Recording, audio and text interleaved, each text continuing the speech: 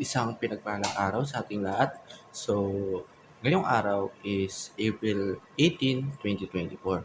So, ngayon is ipagpapatuloy lang natin yung ating nasimulang series ng ating devotion.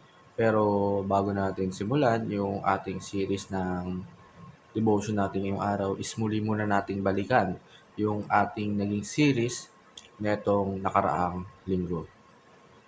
So, ayun, yung series na yun is yung Walking in Obedience. So, yun, kumbaga, natututo tayong sumunod doon sa Diyos na simula nung natuto tayo sumunod, yung nagagawa na natin, yung mga sinasabi dun sa kanyang salita, is sumasabay na tayo sa kanyang, in the word walking, yun nga, sumasabay na tayo sa daloy niya ng pagiging isang ganap na Kristiyano. Sorry.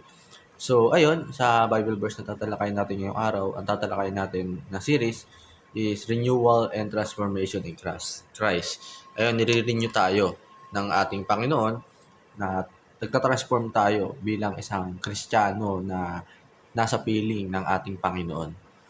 Yun, kailangan mabago tayo eh. Kailangan mag-transform tayo sa piling or sa in the power of God. Yan, in the grace of God.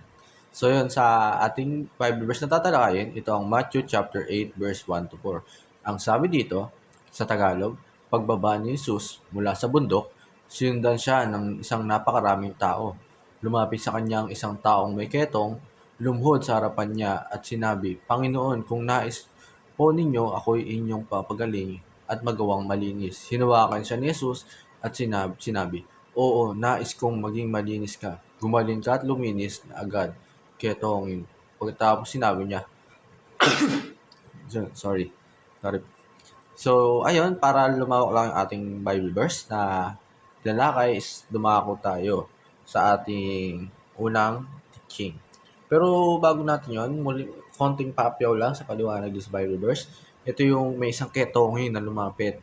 Yung panahon kasi na yun is talaga nakakadiri ka. Talagang nilalayuan ka. Isang taong patay na kapag may ketong ng panahon yan. Pero hindi, ang Panginoon is pinagaling siya, hindi siya pinandirian.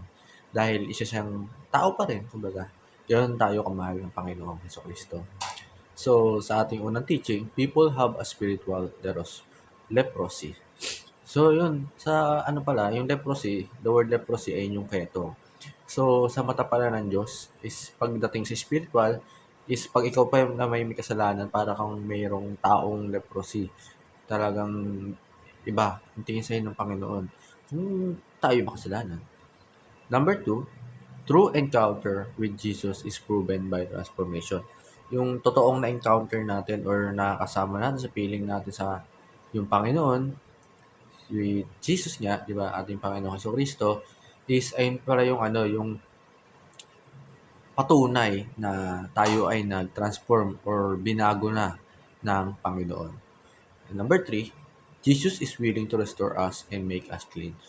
Yung gaya nung nangyari nung unang panahon na ang Panginoon ay restore or pinagaling yung isang taong may ketong, ganoon din tayo. Willing ang Panginoon na tayo ay baguhin at tayo ay linisin. Spiritual life, physical, at lahat ng aspeto ng buhay natin. And sa application, number 1, acknowledge that we are spiritual recipe. Yung acknowledge natin na tayo ay merong spiritual recipe. Number 2, come to Jesus for healing and restoration. Tayo ay pumunta sa piling ng Panginoon. Hanapin natin yung Panginoon para tayo ay pagalingin or kailangan tayo i-restore na buhay natin. And sa last, be a living testimony of Christ's power to transform. Yun, pag na-transform na tayo ng pamagitan ng grace of God, is maging tayo, living testimony. Kailangan mag-share tayo ng mga salita niya at mangaral tayo sa iba. So, yun na po para sa araw na to, naway may natutunan tayo sa ating devotion, and God bless.